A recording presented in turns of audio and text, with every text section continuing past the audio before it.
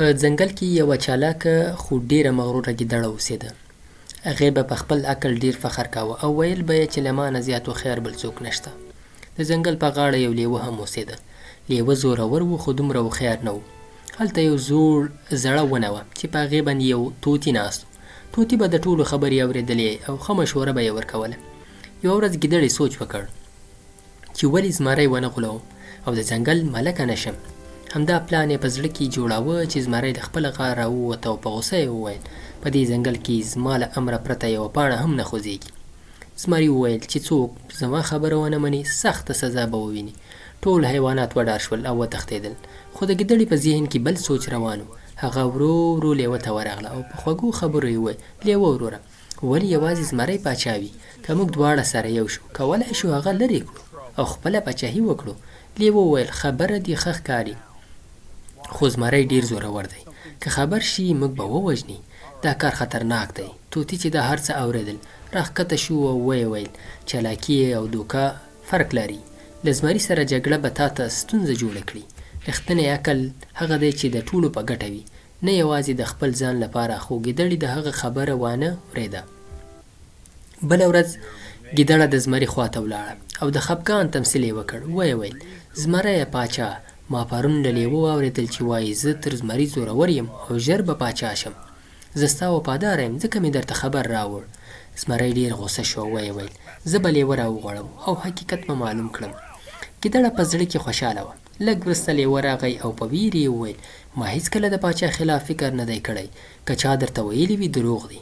همغه وخت طوطي راغی او ویې ویل پاچا صاحب رښتیا دا ده چې ګیدړې لیوه هڅولی و او اوس دروغ وایي. بې له پلټنې فیصله مه کوئ. زمري ګیدړې ته وویل آیا دا خبره رښتیا ده؟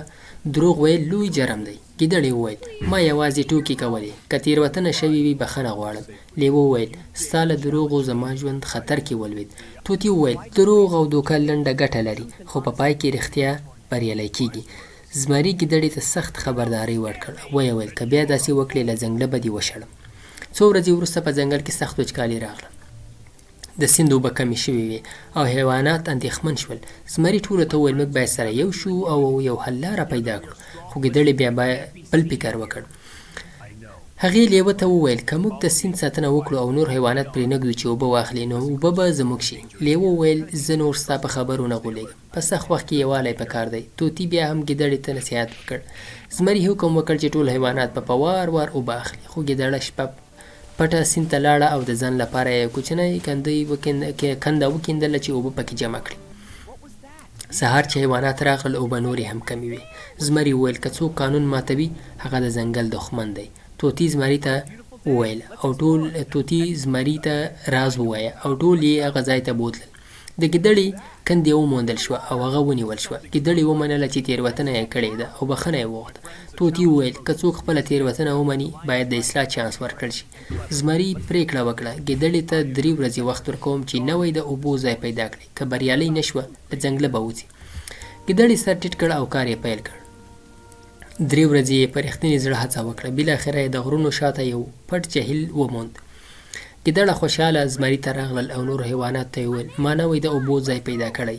دا ځل مې هېڅ دوکه نه ده کړې، یوازې مې د ټولو لپاره کار کړی دی. زمري او نورو ولیدل چې خبره رښتیا ده.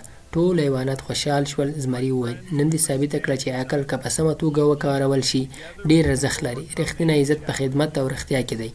له هغې ورځې وروسته ګیدړې خپل غرور پرېښود او پوه شوه چې رښتیا، یووالی او صداقت تر هر څه مهم دي.